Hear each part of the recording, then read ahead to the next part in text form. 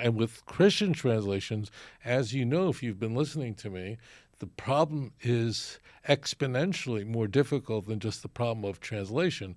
The problem is that they're corrupted, which is a nightmare.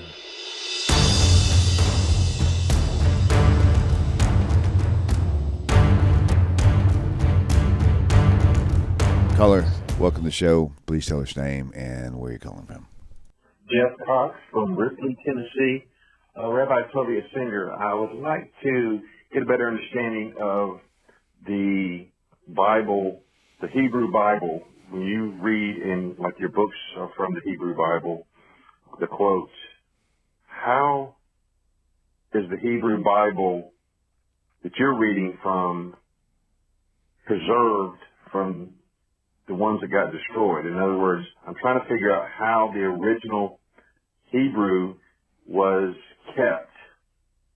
The Bibles that we have this day is lots of translations. So when you quoted in your books that I bought, the translation that you used, you say it's directly from Hebrew. Where is that source of Hebrew come from if the original scrolls and things were destroyed in a fire at some point? Thank you. We appreciate you. Love you. Thanks. So thank you for calling in, and I'm very grateful to hear from you. It's very striking, it's very clear that you at one time were a Christian. And I say that because only a former Christian would forge the question that way. I want to explain this to you. So the original Hebrew we always have, and we've had it going all the way back to the time when the prophets wrote it. And for ex-Christians, this is difficult to comprehend because in the Christian world, people are not trained in Hebrew. Now, Christians somehow know that the Bible, the Hebrew scriptures, were written in Hebrew. They know that. But somehow it seems foreign to them because churches, Sunday schools go out of their way to make sure that you, parishioners, your kids, never learn the Hebrew language. That would be a nightmare. If Christians could read Hebrew as children, and they were encouraged to read the Hebrew Bible in its original first, they wouldn't remain Christians. So the Hebrew Bible wasn't destroyed in a fire. Now, that's not to say that during World War II, on Kristallnacht synagogues were burnt down to the ground, and many Torah scrolls were destroyed by the Nazis, Yimach Shemam. Of course that happened. But if a Torah scroll was burnt in Berlin, what bearing did that have on a Torah scroll in London? What bearing did that have on a Torah scroll in Jerusalem or New York? There are hundreds of thousands of Hebrew Torah scrolls all over the world. There's a misunderstanding, I think, that all the Torah scrolls were somehow destroyed. Nothing could be further from the truth. And moreover, we have the Dead Sea Scrolls that date back as the 3rd century BCE. In fact, we have silver scrolls that were relatively recently discovered, tiny scrolls, not the entire Torah, but a segment, a very important segment, Numbers chapter 6. Why is that significant? That's the benediction of the priest. You know how old those scrolls are? Those scrolls make the Dead Sea Scrolls appear young. They date back to the First Temple period. They date back to the time of Jeremiah. They date back some 2,600, some even think 2,700 years. So we've always had the Hebrew that was always accessible to us, always had it. Yemenite Jewry lived on the Arabian Peninsula for a very long time, probably since the First Temple period, preserved, relatively isolated, have the same Torah scroll as we do with one letter difference, one out of millions of letters. There's one letter difference that mystifies a lot of us. The point is, we all have it, and it's all very much intact. And think about it for a moment. God gave the Torah and the prophets his oracles in the holy language of Hebrew, in Lashon Kodesh. In fact, Lashon Kodesh means the holy language or the holy tongue, right? These are eternal documents forever. God would have made sure that they're preserved, right? Because why would he give them and not do something to preserve these texts? Now, it's true that there are scribes that make mistakes. It happens. It's very unusual. Today, it almost can't happen. When I was a little boy, I can recall that when the reader, the Baal Koreh, the person who reads the Torah, came upon an error. Now, I don't remember what the error was. It could have been a letter chipped off. They had to stop the reading, tie up the Torah, put it aside, and continue the reading from another scroll, and that had to be repaired.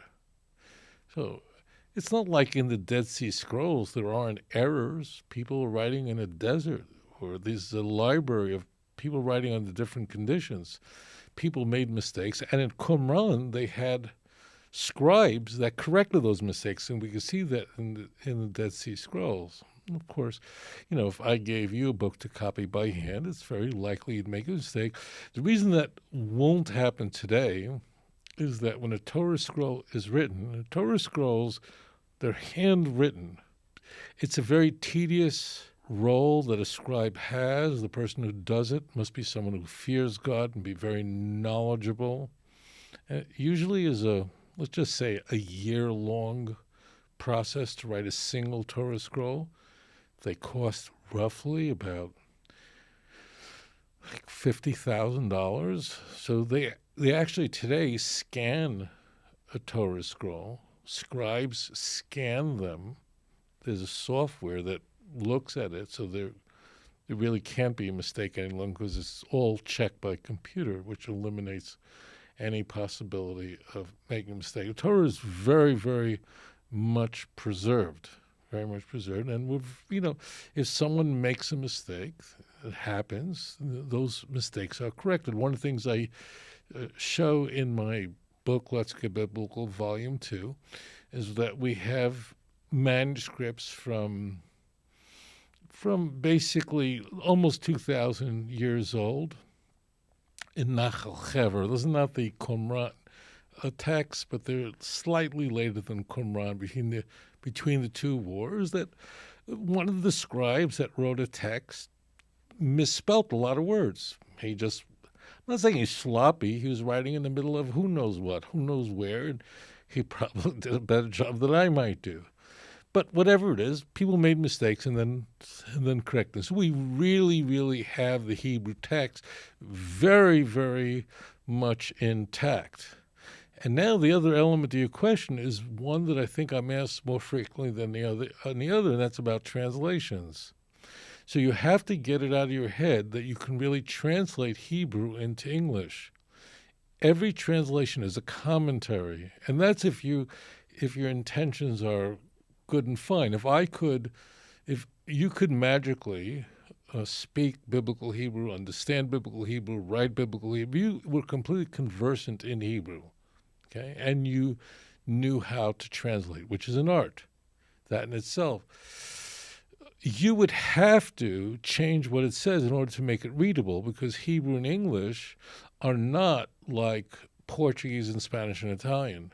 So those three languages come from the same family of languages. They're not the same, but they have a very similar structure. Hebrew and English, you couldn't be more different, right? So you have to rearrange the text in biblical Hebrew.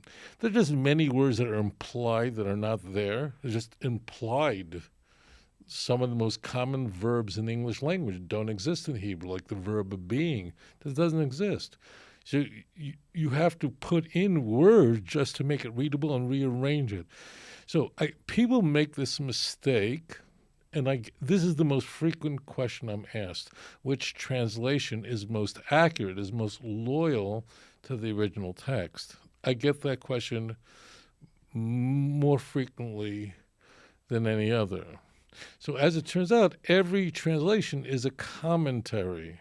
Because if you translated a Hebrew passage word for word, it wouldn't be readable. It would be very hard to make out what's going on because of the structure of the Hebrew language, because of idioms that don't exist. In short, the Hebrew we always had with us and always will have with us. After all, you have to be able to read the word of Hashem and grasp the mind of God. And translations, that's a problem. And with Christian translations, as you know, if you've been listening to me, the problem is exponentially more difficult than just the problem of translation. The problem is that they're corrupted, which is a nightmare. And that's why Christians are in such an unenviable predicament, because they not only have to break through a translation, and no translation is really a translation, they have to break through corruptions. That's a nightmare. Anyways, thank you so much for your question. אדון עולם אשר מלך בטרם כל יציר נברא לעת נעשה בחפצו כל אזי מלך שמו נקרא ואחרי ככלות הכל לבדו ימלוך נורא והוא היה